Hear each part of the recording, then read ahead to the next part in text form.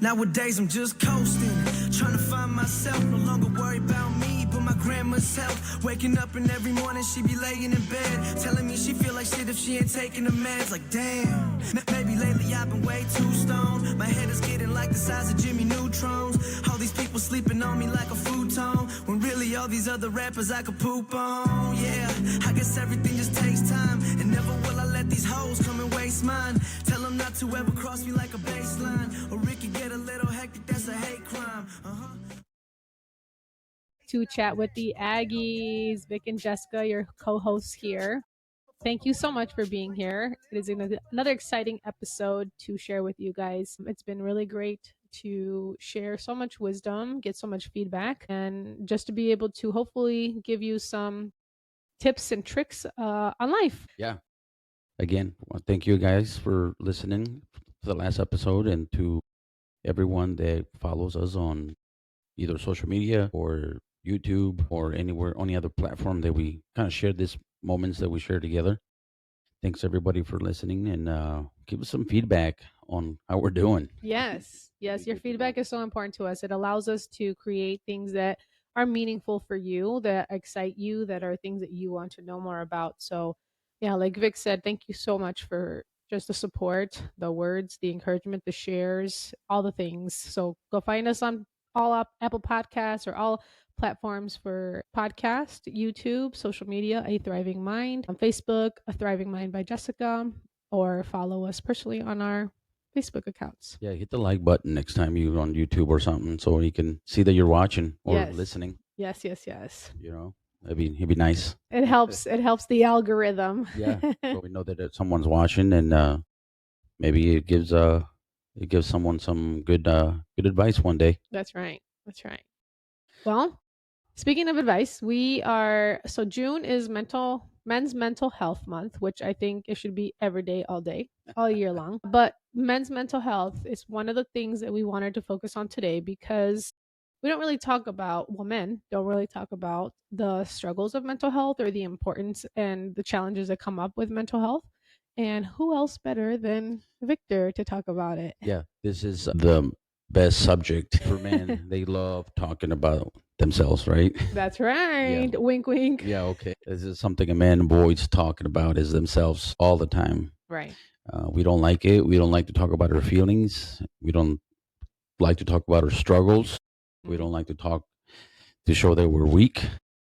But that's the thing. That's what we say, or the stigma around it is that it's weak, but it's not. You're a human being who God gave you feelings, He gave you a brain. And as long as you have that, you're going to have mental health. Like, that is what the reality is. Working around that stigma, or working through that stigma, I should say, and that challenge to help open up those conversations is what we're here for. Yeah, it's really hard to. I mean, men just in general don't like to talk, I don't know. like to share, don't like to talk about anything. Yeah. You know, It's either there's a problem, let's solve it and then get over yeah, with. Let's go to the next. Yeah, why are we still talking? Why are we still talking? You know, so it's becomes a difficult thing when we have to express and share and get in deep thought on Right. on what we're really talking about or what's going on in our minds. So that's always a difficult thing to do, especially for men that they have struggled a lot. They don't like to show their weakness. I agree. I live with one, but you've been doing so good. I do have to say that. I have to give you props because you have been doing amazing in the last few years. I've seen the growth in you. I've seen the vulnerability in you, and I've seen you trying to communicate better, or even just trying to ask me, like, okay, when I have something that I want to say, or when I say something to you, here's kind of what I hope that you will reciprocate or that you will validate for me. Sometimes I'm hard-headed, or I love hard, and I can come off strong, and I think that's one of the things that's helped me a lot, is to be able to get your feedback and your openness and vulnerability to share with me how you want to be heard, or how you want to be seen, or how you are feeling and the challenges that you are going through. Yeah, I think talking to you about how I like to kind of reset my mind when I'm struggling with things, it's kind of helped me out a lot in me learning how to communicate those things with you, and it allows me to have that time that you're learning from my communication on how Mhm. to deal with when I'm struggling with things. Yeah. you know. Yeah. So that's a big thing. Agreed. No, and it's been, I mean, a learning process, right? We both are learning, we're both growing, and that's the beauty, I think, of life and having a partner in your life who's willing to grow with you and not just staying in the same place while you're growing and evolving. It's a team effort. And I love that we are doing that together. Right. It means a lot. So thank you. Right. Because the way that back in the day, how I used to communicate my struggles is through the drinking. Drinking is when I used to, um, how that's how I express my stress, my anxiety, and not expressed it, but that's my actions. Like men act on their stress, act on their anxiety instead of feeling it. They kind of want to do something hard. They want to do something dangerous. They want to do something that suppresses the actual feeling. Yes. So for me, back in the day, it was drinking. Kind of helped me. Well, they didn't help me. It masked it. It It masked it. masked the Yeah. the pain, the stress, the anxiety that I was going through. Yeah, I agree. Because what I think has been a generational thing too is we see it a lot, whether in families or friends, or we don't know how to cope with our feelings or what we're thinking or the burdens that you carry. You, as men, don't like to ask for help. You don't like to ask for support. You know, that masculine energy comes in and it's like, no, I can't be seen, like you said, weak. I can't Yeah. show that I need help or support. Yeah, and I don't know why we don't ask for help. I think first because we don't know how to communicate it. Yeah. We don't know how to express like I'm struggling, I'm going through something hard, Yeah. and we don't know how to communicate that. We just it seems like from a very young age, men are taught to just put your head down, buckle up, suck it up, Mm. and rough it through it. You'll get better on the other side. Yeah. You know, we're always taught that as kids, and or parents showed us that. Right. That's what they did. Yeah. And whenever we were struggling, they would always bring up, and I mean, especially in our culture, is like they always compare their struggles with our struggles. Yeah. You know, they if you tell them you're struggling with something, they don't even acknowledge your struggle. They would say like, "Oh, when I was little, I used to do it twice as hard as you," Mhm. and that kind of thing comes up of, "Oh, when I was a kid, I used to do those things harder and further and hard." It's Mhm. like, okay, I didn't ask you for your struggles. I'm Yeah. struggling. You Yeah. know, so it was never helpful. It was always it felt minimized. Right. It felt like what you were going through was not important.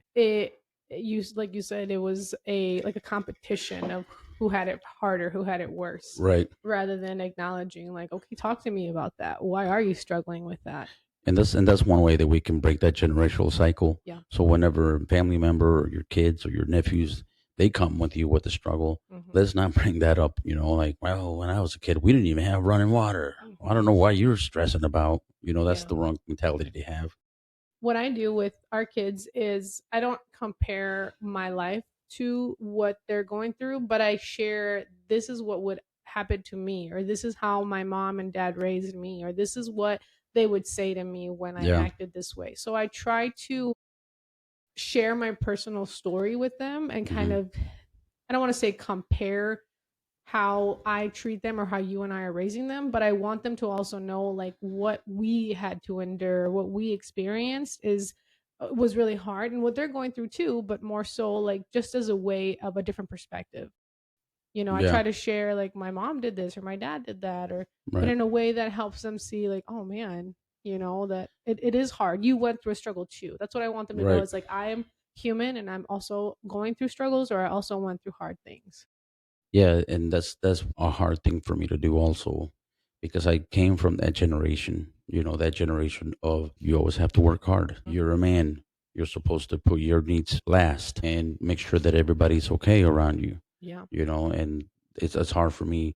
And for men that are raised hard like that, it's kind of hard for them to acknowledge their own mental health, Mhm. because, I was thinking about it earlier, like from the beginning of time, men have to put themselves at risk. Mhm. When the cavemen were around, when back in the day when they used to conquer countries, the man would leave the house and be like, "Hey, I'm not sure if I'm coming back, but if I don't conquer them, they're gonna conquer us." Yeah. Men have to put themselves in danger for so long to protect the family, to protect their kids. And I thought about this story earlier too that when I was in the Marine Corps, we believe either we were going for Japan or anywhere, especially when we went to war, we had to say goodbye to the families. And I didn't have a family at the time, but my buddies had their wives, their kids outside the bus saying goodbye to them. They were all crying. We Mhm. didn't know if we were coming home. And I would watch these families cry, hug each other. And they didn't know if that was the last time they were going to see each other. But when they got on the bus, that was the most quiet bus ride I've ever been in on their way to the airport because nobody would talk about what just happened. What? Nobody would talk about like, "Oh, man, we're about to leave. You just said goodbye to your kids. Mhm. Not sure if this is going to be the last time that you're going to see them." But nobody said anything until it was the right moment. Everybody then was like, "All right, boys, let's go. Who's ready? Yeah. We're gonna get some." But nobody spoke about that sensitive moment Mm. of saying goodbye to the families. Nobody said like, "Oh man, it's gonna be all right, man. Hey, well, I'm here for you." Yeah. Nobody said that moment. Everybody's just like Interesting. rough, tough. Let's go. Like we'll get over that moment. Quiet down. Nobody said nothing until it was the moment to be like, "All right, everybody got over it. Got it over. Yeah. It's over Yeah. with." Yeah. That moment just went in my mind and erased it, put it in the back of my head because Mm. now it's time to go to war, go get your mindset ready, Yeah. And that's the type of thing like men don't talk about those moments like that. Right. I mean, that was horrible. I don't know if I could do it now, leave my Yeah. kids to go to combat, Yeah. that was extreme. But we talk about moments like that and men are just built. I feel like men through generations, their genes have become tough like that, Mhm. because like I said earlier, we were here, we've been here for thousands of years, and men had to be put in positions where we need to thrive. We need to put in dangerous position to protect everyone around us. Mhm. So I feel like that's become part of our gene. Yeah. So now we live in a society where we're safe. There's order, there's Yeah. control, there's police officers, we're protected. Yeah. We don't have those dangers that we had thousands of years ago. The Point. survival instinct of a man being a man, like, hey, I need to be tough. I can't be crying about little things. And now society wants us to be this simple, kinder, softer man, Yeah. you know. And I think we need to redefine of what a warrior, what a man is, Right. you know, because man think about those moments like I'm a man, I need to conquer, I need to protect, but protect from what? Right. We're not Right. we're not out here fighting other tribes that are trying to take us over. No. And I think it's in our genes to just kind of like we're always going to have that mentality of toughness, but we need to start learning as a man how to switch that off a little bit and live in the now and live in a better way of like, okay, I don't have to protect in a different way, Yeah. protect in a different way and teach in a different way. Yeah. Yeah. It's that protective mode that's on at all times that Yep. is hard to let go of that and to express really what's going on, because what happens is I think I noticed that is men are, like you said, designed to work hard, to protect, be like the breadwinner and fix things and do the things around the house, but the connection, the emotional connection is really not there with his Right. family, with his, his wife, with himself more than anything. That emotional, there's so much emotional disconnection from the world, from himself, that he doesn't know how to express those feelings, or he doesn't know, or when he is having hard moments, it's like Yeah. just get through it, like just get over it and let's get on to the next thing. So a lot of the times I feel like what you guys do is you guys find something to kind of keep your mind busy or do something else, because Yeah. nobody has time for that, is what they, that's what I've heard. Nobody has time to sit down and cry about it. Nobody has time to Right. dwell, or which is, sometimes we don't want to dwell, obviously, but there's a difference between dwelling and feeling and acknowledging like, okay, I'm not okay. Something is wrong, or something I'm going through is really hard. Yeah. And it there's different men are built different too within each other, like there's men that just are manly. They just like really nothing gets to them. But there's other men that are softer too. Hmm. They're really soft that they show a lot more emotion. And for whatever reason is like we have to, like you said, we have to find a way to be able to express those things. And when we're stressed out enough, we have to find something that brings us back. Mm-hmm. Just having 20, 30 minutes alone fixing something, 20, 30 minutes alone mowing the lawn, that kind of rewires my mind. I think bring my thoughts together and be like, okay, I was stressed out, but I just mowed my lawn and I feel better. Yeah. For some reason, I feel like I have to have Like today, I mowed it, I push mowed it, but I feel like I have to have accomplished something hard Yeah. throughout the day to feel like, yes, I conquered that. I did something hard. And that brings me back like, okay, all the stressors, all the little things that I was worried about, I'm not worried about it anymore. And many to find something to do like that instead of alcohol, Yes. find something else to conquer that moment, to Mm-hmm. conquer that stressor, to be able to release that energy somewhere else. Yeah, a lot of the times, what I think also is men resort, like you said, to alcohol, drugs, sexual activity, or shutting down. It's anger is a big thing that Hmm. I see, and I hang out with a lot of dudes, and um, anger, it's another thing. Alcohol is another thing that it shows that there's something going on there. Hmm. You know, like I said, I like to drink. I like to go out and have a good time, but sometimes excessiveness becomes a problem. Right. You're trying to hide something, dude. What are you trying to hide from? Yeah. Talk to someone, get some help, because going out drinking all day until 3 4 in the morning on the weekends, every weekend, is not the right thing to do. Yeah.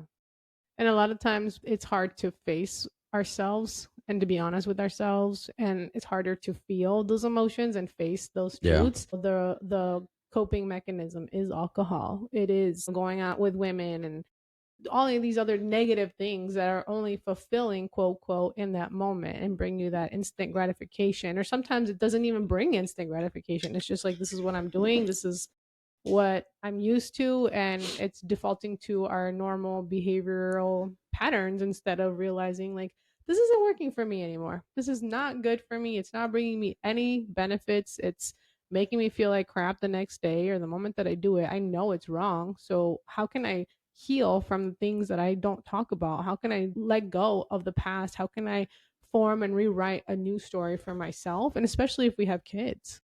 Yeah. Yeah. I mean, alcohol is not the answer. No. One, first of all, but I saw a stat the other day that suicide in man is like a high percentage compared to women, Yeah, and I feel like alcohol and drugs have a lot to do with it. absolutely. Because they said it feels like alcohol makes you a little braver, makes Hmm. you like, I'll do things that you wouldn't do if you were sober. Yeah. So if you're going through something like that, if you're going through a struggle, don't put alcohol into it. Don't bring alcohol into the mix, because it's going to be bad. It only makes things worse, and it Right. makes you only feel worse. And I think it's also so normalized, that it's okay or that it's just part of society. Yeah. Instead of really acknowledging that mental health, when there is involved drinking involved, when drugs and other things are involved, that it's kind of taboo to talk about, something we don't acknowledge, or it's hard for us to, I don't know, to truly just speak up about it. Right. For men, like that's what we're talking about is men. Yeah. And what, I'll be honest with you, like, that's before I met you, that's what I was struggling with. I mean, I didn't even know it. When I first got hired to be a police officer, I had to get a psych evaluation, and because I've been to combat, and the psychologist was telling me like, "Hey, how's your drinking? How's your nightmares? How's your sleep?" I was 23 years old. I was like, "Fine, I have no worries. Like, I don't Yeah. have none of those problems, you know." And then looking back at my young 20s until I met you, I never got good sleep. I was drinking my life away. I was struggling with my nightmares, Hmm. and I was just in a loneliness, trying to seek something that I didn't know I was looking for. And alcohol was the only escape that I had. And it was from Thursday through Sunday, it was drinking. And I was trying to find something that I wasn't even looking for. And that wasn't the answer for me. Yeah. And if you're going through those type of struggles, man, talk to someone, find something that's going to help you, because you're either going to waste your life away and end up in places where you don't need to be. Yeah. Thank you for that vulnerability. Thank you for sharing that, because I think a lot of people, men, need to hear that, need to know that sometimes you did struggle, or sometimes there were moments in your life where that were hard. But I'm curious, what do you think made you, looking back now or just in the last few years, like what made you realize that this is not the life I want to live anymore? What clicked in your head? I think finding a purpose, finding that purpose when I really when it really sank down for me is when we started a family. when we started a family, for me, it was that was it. You know, it took me still a few years to figure that out. But once we we got a family and it was serious, like I know, like okay, this is serious. Like you're not going anywhere. I don't want you to go anywhere. Yeah. I don't want my family to be separated. And I had to choose between you and my family. And at that moment, I was like, you know what? I need to make sure that my family stays together. And my purpose in life was making sure that I raised my son, become a good husband. And from that moment, I still drink, but not to the extremes that I used to, because I knew that I had a purpose in life now. I'm a dad. I'm a husband. This is my house. This is my kingdom that I need to make it what I want it to be. And if I don't become the king of my kingdom, someone else will, Yeah. and I'm not gonna like that. Yeah. You know, Yeah. I'm not gonna like someone else running my wife, my Yeah. my my kids, Yeah. and I never want to see that moment. So that's when I'm like, I need to stop drinking how I was drinking, Mhm. because this is the people that bring me happiness. Why would I want to ruin that? Yeah.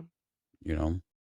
I think Alizé was also a big part of Yeah, I mean, yeah, of course, both of them, but I think also having a yeah, daughter, yeah. really. And we talk about mental health, but I mean, we need to also talk about the importance of mental health on our kids. When we are not doing well, when Yeah. we are not ourselves, we're not healthy, we're not healing. Our kids feel that impact. Oh, for sure.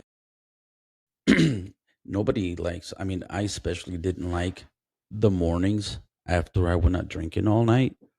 The whole week was walking on eggshells.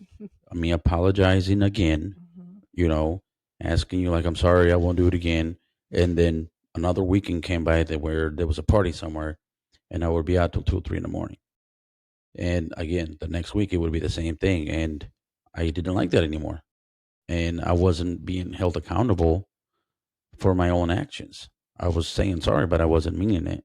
So at the moment that you gave me the ultimatum of like, hey, this is it. I'm not gonna accept your apology ever again. Yeah. If this happens again, I'm out, because I was hurting you guys. I was hurting my family and I didn't want that. Yeah. So it's I didn't want someone else to run my kingdom, and I wanted to be present. I wanted to be there for you guys, and alcohol was just something that I needed to get done with, Yeah. and at that moment, yeah, my daughter coming to this world, I got a new princess. I need to, and our kids would see that, Yeah. and they see it now when we have a little arguments, Mhm. even when we don't argue, when we Yeah. start talking a little faster, a little louder, they already acknowledge it. You Mhm. guys, you guys fighting? Why are you guys fighting? Like, we're not fighting. We're just talking, Mhm. you know, and that projects into their life. Yeah. And I don't want that world to be part of their world. I love that I think I know that's what makes me love you more is that you prioritize us, that you really didn't want to lose us, that you chose to live differently, to do things differently because you didn't want to lose your family, Yeah. because you didn't want to have somebody else, like you said, step in when you knew your potential was there. You knew you could do it. It was Yeah. just making that decision to actually do it and you deciding like I've got to get that under control, not alcohol having control over me. Right. That's huge because what happens is it runs us and runs us until one day, I guess the ultimatum, has to come, or that decision to the point where you have to have a choice of, is it going to be the alcohol? Is it going to be the anger? Is it going to be, whatever your problem is for the listener is you work too much, you go out with your friends, you're drinking, all of these things, you keep cheating on your person. Like these things have to stop in order for you to make a change, and it's up to you to do it. And so the Right. fact that Victor just said I had to decide what I wanted to do and just stick to that decision every day and know what I was going to lose if I didn't stick to that decision. Yeah. I knew you guys' worth. I knew what you guys were worth to me, but at the same time, you were allowing me to do it by letting me apologize every Yeah. other time until the moment that you not let me apologize no more. Like Yeah. no more. That's the last apology that I'm going to give you. Is when I had to figure out like, holy crap, she Yeah. really means it. If I do this again, I'm out. And I knew you guys is worth it. And that's at that moment I was like, I need Hmm. to change. Do I really want this? And I think around that time frame, I also started seeing a therapist. Yeah. Mhm. Seeing a therapist about all my issues, about the things that I was going through. Mhm. Because I mean, there's a lot of things that I went through as a child and going through combat. Coming to this country when I was little. That whole change, I didn't even realize that it would affect me as an adult, Like it and did. it has. Yeah. Yeah. Do you I'm glad you said about the therapist. Do you think depression looks different for men than it does in women?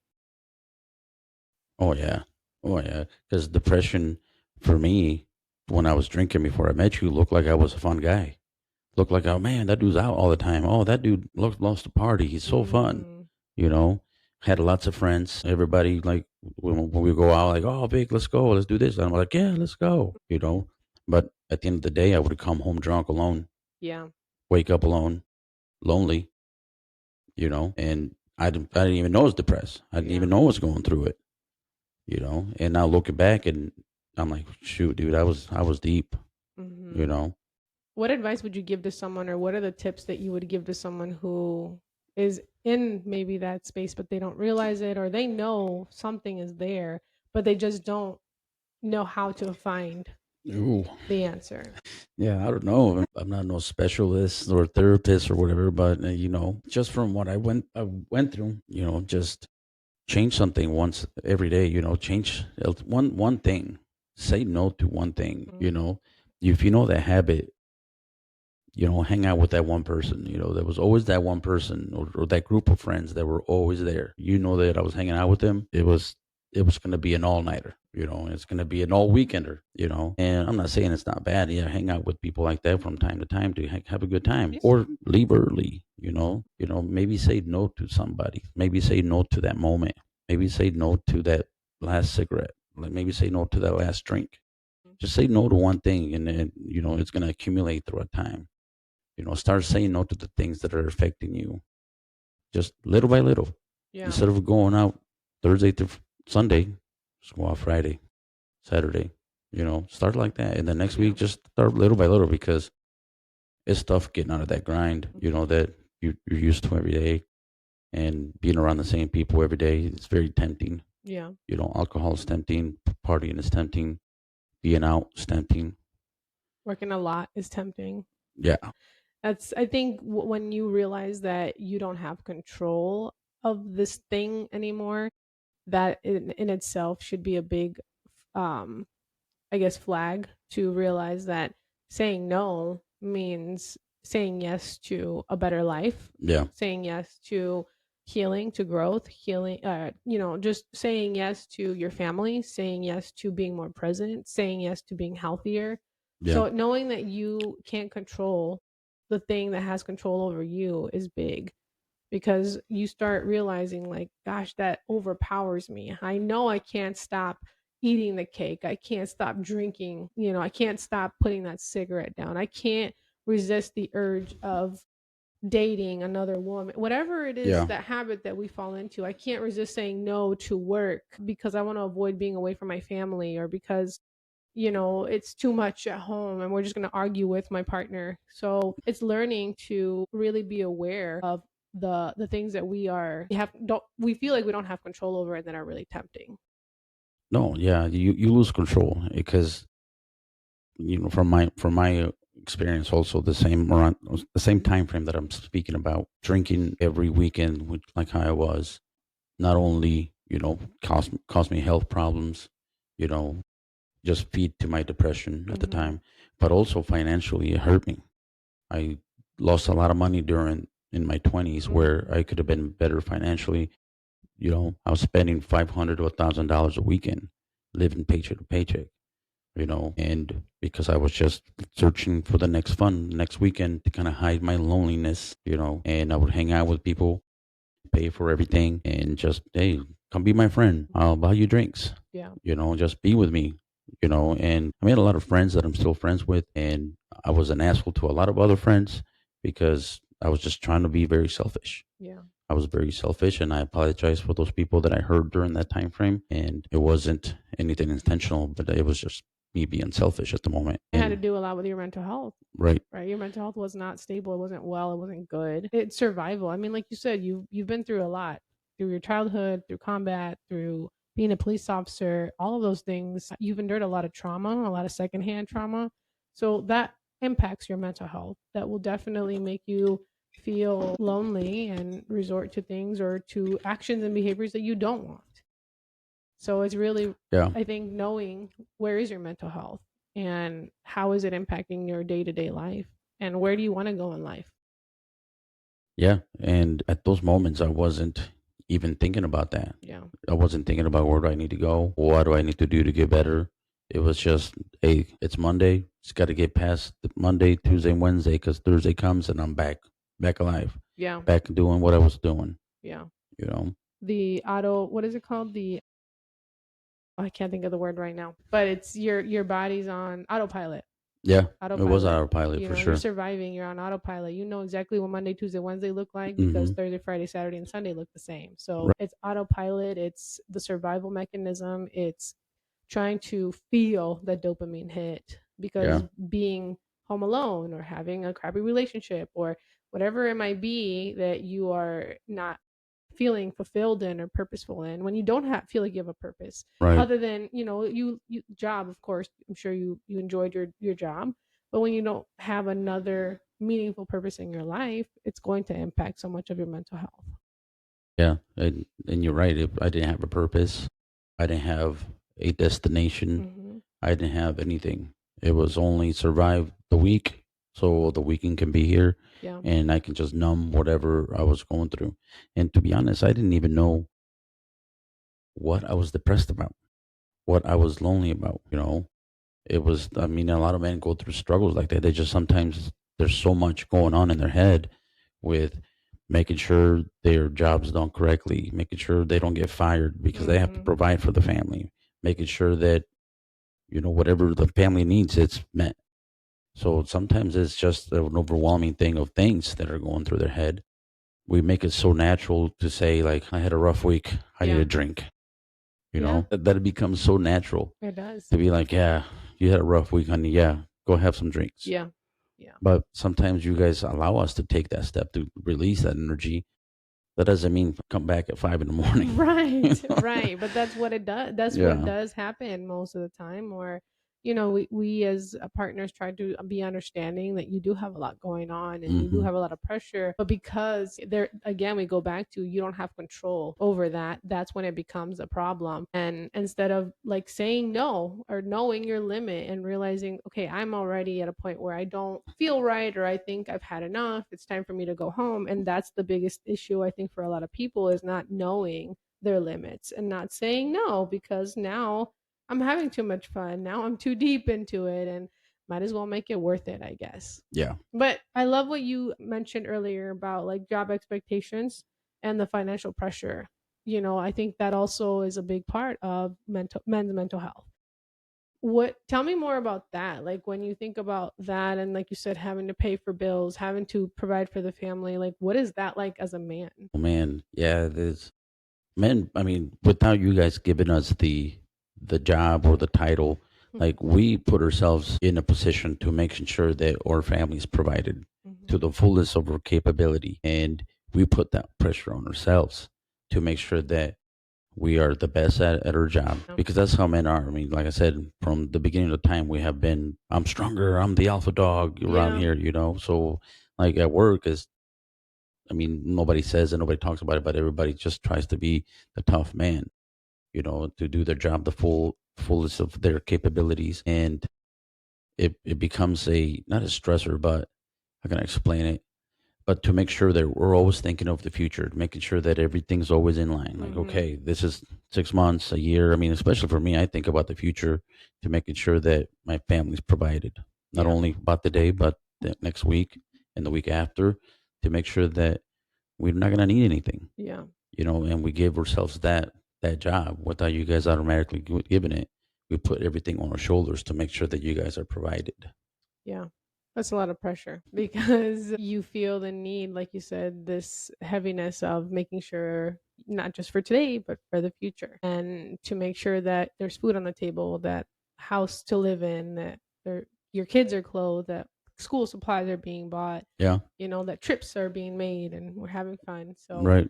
That is a lot of pressure. Thank you for all the good things that you do for our family and for all the men out there who do the same, right? Who provide, who worry, who work hard for their families, Right. not to struggle or who worry about what is going to make, the future a better, brighter future for their kids. Thank you for just caring so much and literally caring and for caring in your heart so much because yeah, that is a hard struggle. That is difficult, and you have provided a place for me to have left the corporate world and be able to pursue my dream of opening up my business, pursuing it full time, doing what I have dreamt of. And your ability to give me that freedom really has opened up a lot of doors for me in my life, but it's because you've also we've prepared together, but you've prepared mentally and physically and emotionally and financially to be here so that I could have this opportunity of opening up my business and working full time and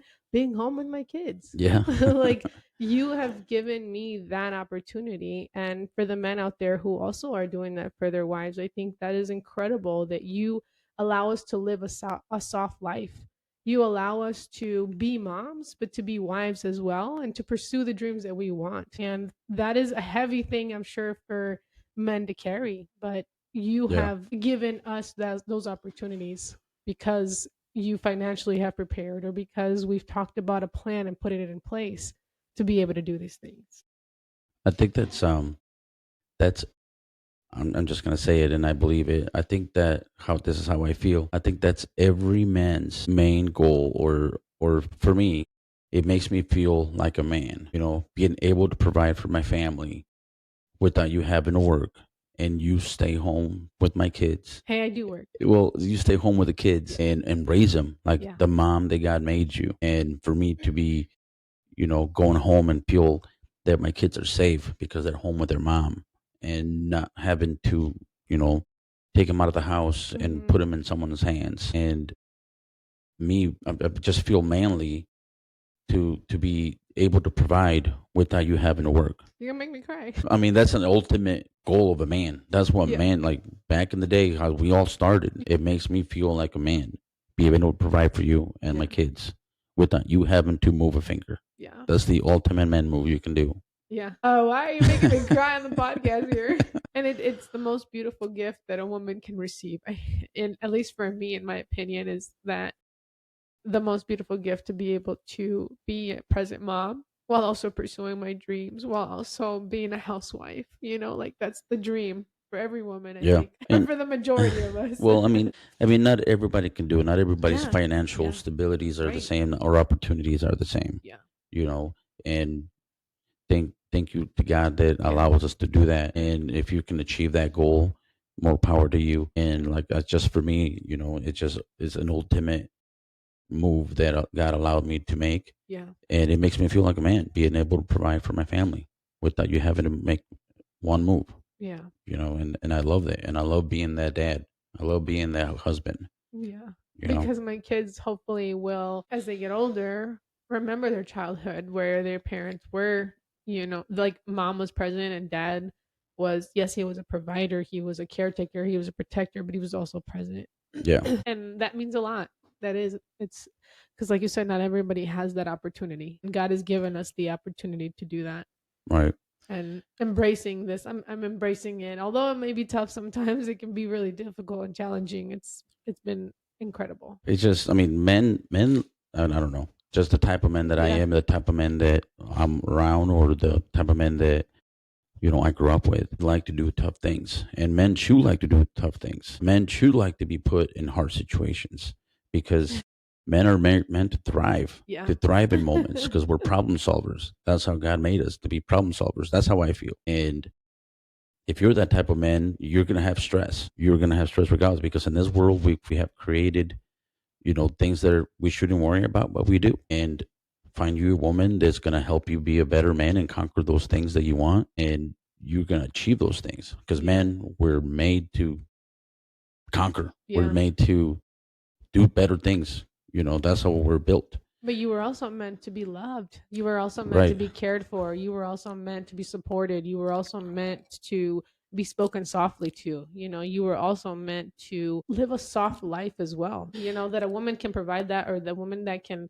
hold that space for you as men, as you said, like to be those Yeah. warriors, but also knowing that when you come home, you're going to be loved, you're going to be cared for, you're going to be taken care of, and you Yeah. deserve to feel that. Like when you come to me, or you talk to me about something, that you always feel like whatever I say to my wife is going to be safe, and she's not going to criticize or judge me, but she's going to love me through it, and Right. she's going to forgive me, or she's going to just listen to what I have to say.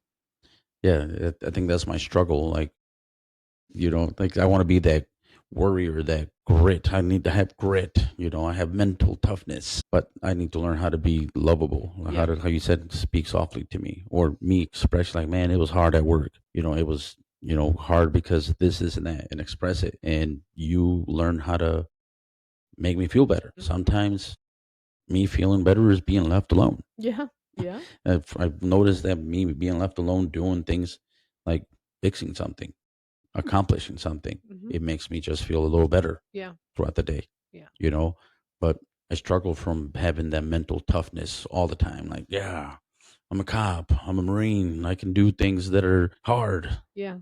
to And come. you've proven yourself a hundred thousands of times. I feel like I would hope that at some point you're like, okay, I've proven it myself enough that I'm manly and I'm tough, but it's still hard. I mean, it's hard to break through and break from that, because that's what has been ingrained in you for so long. So it can be really tough, and I can't imagine what it's like, because I was like that a lot when we first started dating. That's how I was. Like, I'm tough. I don't need that soft side of me. I was always in protective mode, survival mode of like, you're not going to do me wrong. But you have allowed that space for me to realize that I don't have to be hard headed. I don't have to always be hard. That when I am struggling, I can come to you. When I am going through something, you will listen to me. You will hold space for me. You will love me and hug me through it all. That you're not going to leave, or that you're not going to sit there and be like, you know what, ya cállate la boca. Like, why are you complaining about stuff again? Yeah. And that's what's helped me. So maybe I'm not being soft for you enough to hold that space for you, but I try to be that. But I think it's like I said, it's different for men. It's different for men than it is for women to Yeah, be able to it's express different for sure. those feelings, or to let go Yeah. of what that protective in you has always been, Yeah, or I mean, I that guess tough mentality, I it's should different say. from everyone else. It's different for everyone Yeah. how they want to be dealt with stress. I think the one thing that I do, want to, if you're a man and listen to this, it's learn how to communicate with your significant other or anyone that you love the most.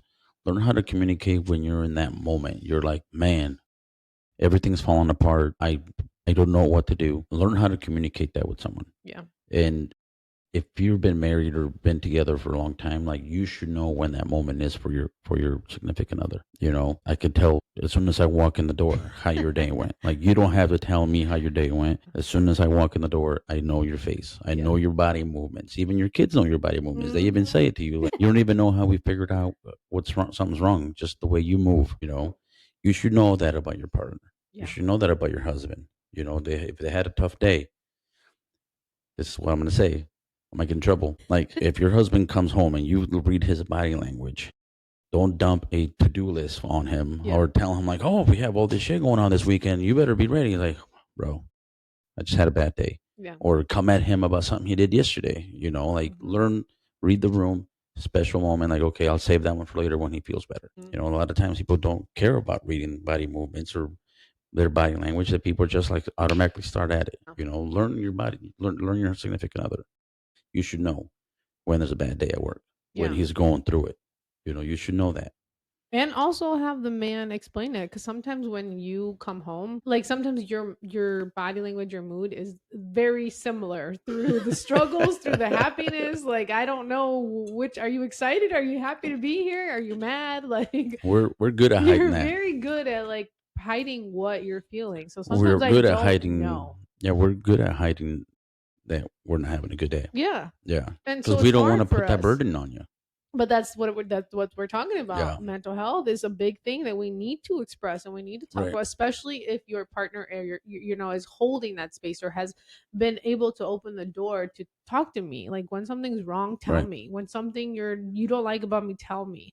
When you've had a hard day at work, talk to me about it. When you're ready, right? Like I'm not saying talk about it and dump it right away, Yeah. but be open about, like, you know what, the other day this or today that, or this is what I've been worrying about, this is what's been in my mind so much, this is what is stressing me out. Those are the things that men need to learn how to express and be vulnerable with their partner about, because we don't always know how to. I mean, I Right. think we, like you said, we've been together for a long time and we've gotten to know each other's body language or voice, the way that our voice, our words, things like that. But sometimes you guys are really good about just being very flat and monotone, and it's hard to read what's going on. So it's important for you guys also to just approach us and let us know, this is what's bothering me. This is what I'm thinking about. Here's what I'm stressed out about, so that we can understand where you're coming from.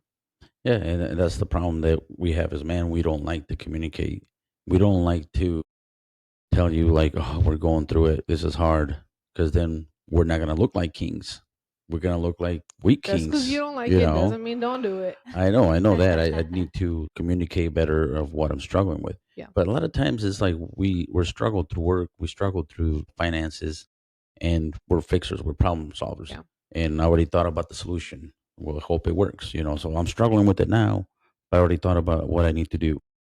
I need to fix it this way. I already have the solution, Mm. but it has not been resolved yet. Yeah. So it just sits in my head, like, okay, Right. hopefully that works. And a lot of times it works. And they're like, oh, cool, that worked. Let's forget about that problem. Let's Yeah. move on to the next one. Yeah. So, like, I don't like to put more stressors on you that I don't need. And I also want to know sometimes. I mean, every partner, every Yeah. person's different, but sometimes I do want to know because I don't know if everything's okay. And sometimes I do have a to do list for you, and I have things that I'm like, wait, we need to do these things. And you're in that mood of, I don't think that I have the space for that right now, but I Yeah. don't know because you don't say Yeah. anything. You're right. So there's They times where I'm communicate. like, okay, did I say something wrong? Did I do something?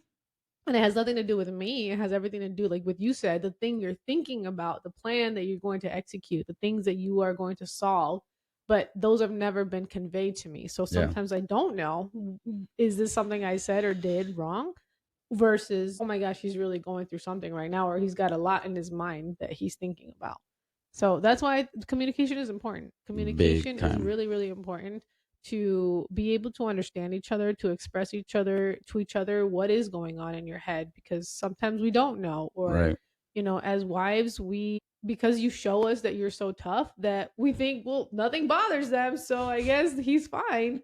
Because sometimes that's how I am. I think, like, do you ever get phased by anything? Is there anything on your mind? Are you worried about anything? Because I got 1,000 things that I'm thinking about. But it's because you guys, like I said, you guys are very monotone, just very flat. There's no emotion, and it's hard to read you guys sometimes. So, men, communicate. Talk to your partner, talk to your wife, be vulnerable, be open, right? Because we don't always know what's happening in your head, what you're thinking about, what you're worried about. And if your partner, your spouse allows you to have that space, use it. Use it to grow and together. and I think that's where men need to learn. Like, if you're gonna be vulnerable with a person that's not gonna put you down when you're Yes. vulnerable, with that's gonna lift you up. Yes. You know, that's the person that you need to be vulnerable with. That's exactly right. Yep. Because and I think, not I think, I know a lot of men have been shut down from childhood, from their adolescence, from relationships. They've been shut down.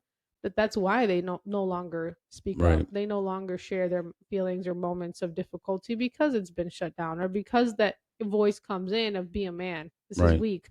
Stop being a bitch, or whatever, Right. whatever it might be. It stops them from actually opening up to someone who is willing to listen, who is willing to support, who is willing to understand. But because their experiences have been so bad, that they have that fear, or they think, well, my feelings don't matter anyway. That's what I've been taught, or that's what I've been told. Yeah.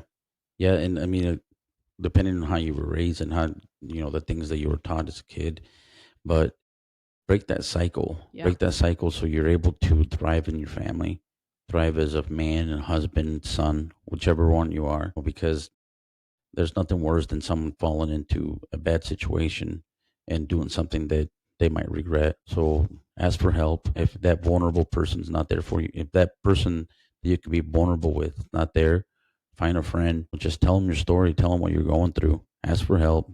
That's the number one thing that I want people to get out of this, to make sure that you find that person that they can just listen, and might guide you to the right place. Like I said a couple episodes ago, God puts people in front of you on purpose. Yeah. There's going to be that one person that you're going to come across, and he's going to listen to you and let you be vulnerable and guide you to the right direction to get you out of your dump. Yeah. So just know that God is there, and God is going to put the right person in front of you. Ask for help, so you don't have to. You're not alone. You're not doing it alone. We're all going through the same struggle in life. We're all, human. Mm-hmm. We all get up the same way everybody gets up, and nobody has all the answers. Right. So if we're a community and help each other, and if someone reaches out to you, just be an ear. Yes. Ear to that person, to be able to listen to what their struggles are. And if you can't help them, I'm sure that you can guide them in a direction where someone else can help them. That's true. Yep, that's true. Well, thank you so much, everyone. That is today's episode. Man, Thank it's a you lot for about tuning me. in. I don't like that. This is good. This is good. Your experiences, the things that have helped you are going to help someone else, hopefully, because you have a lot of wisdom. You have a lot of Mm, experience. Add, all the things as every human. So thank you for sharing today a lot of what your own personal stories, your vulnerability. Thank you for the strategies and tools that you provided for our listeners. And thank you all for listening to us. Hopefully, thank you for tuning in. And hopefully, you can share this with someone who needs to hear it, someone else who needs to hear what we were sharing or talking about. So be sure to follow us on Apple Podcasts or any podcast platform, YouTube. Chat with the Aggies, A Thriving Mind. And until our next episode, we will see you then. Can you blame me? I just want the payments. She just wanna party with some people. Nowadays I'm just coasting, trying to find myself, no longer worried about me, but my grandma's health. Waking up and every morning she be laying in bed, telling me she feel like shit if she ain't taking the meds. Like damn, maybe lately I've been way too stoned. My head is getting like the size of Jimmy Neutrons. All these people sleeping on me like a futon, when really all these other rappers I could poop on. Yeah, I guess everything just takes time, and never will I let these hoes come and waste mine. Tell them not to ever cross me like a baby.